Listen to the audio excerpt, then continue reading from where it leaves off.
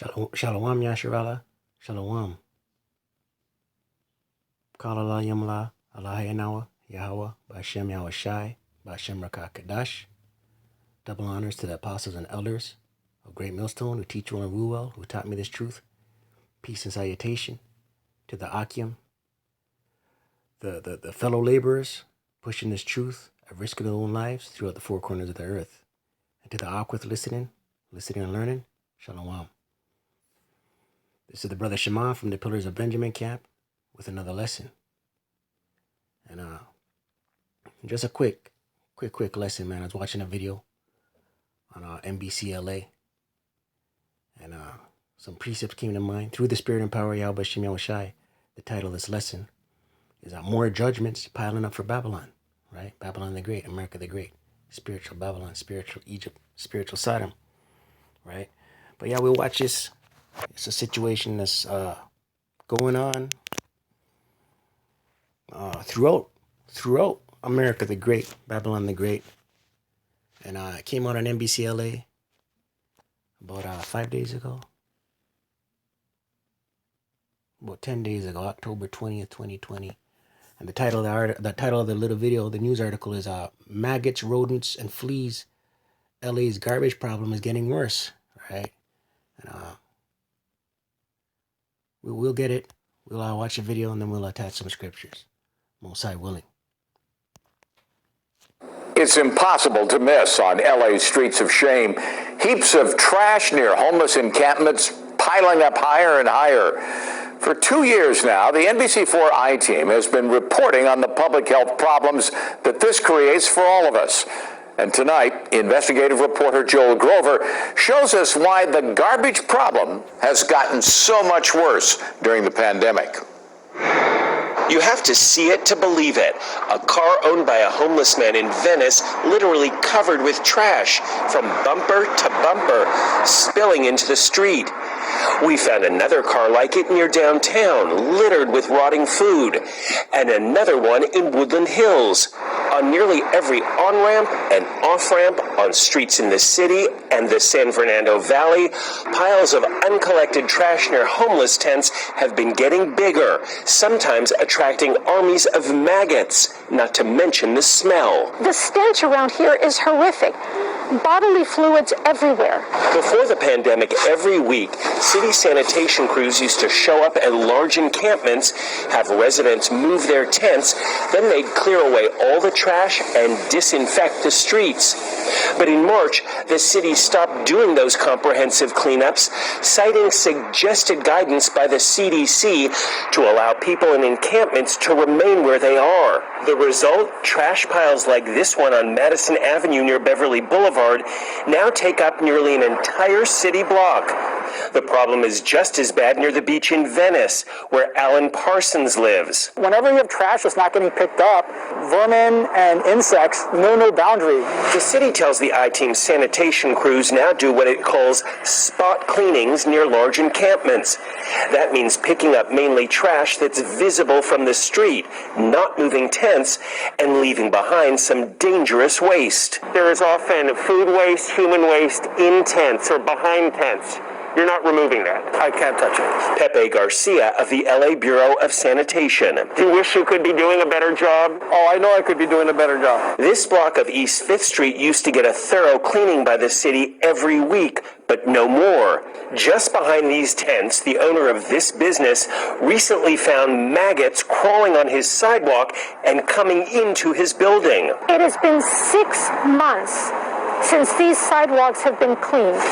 The city was moving tents and cleaning sidewalks 2 years ago during a typhus outbreak. And 6 years ago, it was doing it during a tuberculosis outbreak in Skid Row.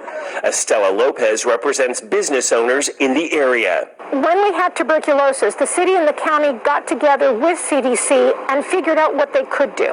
What we have right now is a city and county that is the example of inaction. I wish we could do more. I honest to God know we can do more. Do more about trash that continues to pile up everywhere. We are the second largest city in the country. Don't tell me that this city has to look like, smell like, behave like a third world country. The city council is now discussing the possibility of resuming full cleanups around encampments so the city can finally pick up these mountains of trash that have been piling up for months. But there's no word yet when those cleanups might resume. For the I-Team, I'm Joel Grover. Khan, you heard what that lady said there? There's no reason this America the Great, Babylon the Great should look like, smell like, and feel like a third world country, man. That's that pride. But that's that pride right there. But the Most High is taking this place out. The Most High is against Babylon the Great, America the Great. You know what I mean? Scripts and precepts, and the judgments are piling up, right? Jeremiah 50 verse 31, and it reads, "Behold, I am against thee." Who's against thee? The Most High, YaHaWaShi. Thee being who? Babylon the Great. O thou most proud, right? Proudful, pride, right? Saith YaHaWah, power of hosts, for thy day has come, the time that I will visit thee. The Most High is starting to visit this place, man, beginning with Babylon the Great, America the Great, right? Verse 32, Jeremiah 50 verse 32, "And the most proud shall stumble and fall, and none shall raise him up. And I will kindle a fire in his streets, and it shall devour all around about him." Right, the Most High is taking this place out, man, ultimately leading to the ICBM missiles, along with YaHaWaShi and the mighty angels and the chariots, melting this place, right?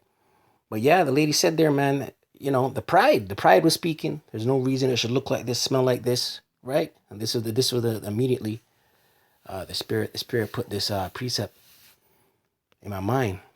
Right? And I just wanted to touch on it. Next scripture. Jeremiah 51 verse 8.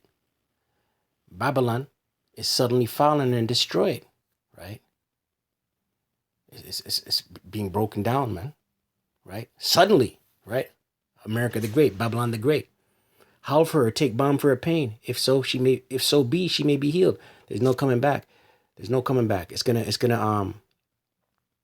regress even more. It's going to get worse and worse. Right? There's no healing Babylon the Great, America the Great. The Most High is against this place.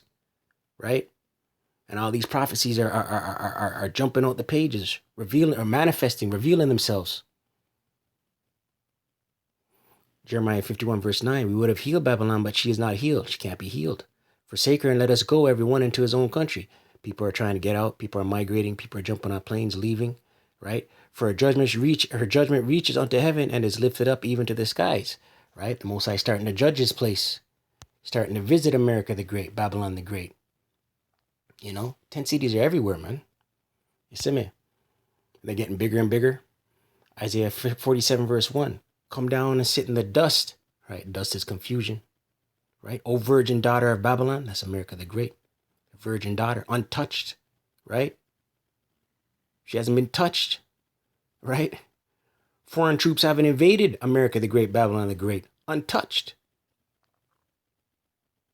Foreign wars, you know, EU, NATO, Middle East countries, the Medes, the Bear, right? They haven't set foot on American soil, man. Right? Untouched, O virgin daughter of Babylon, right? Untouched.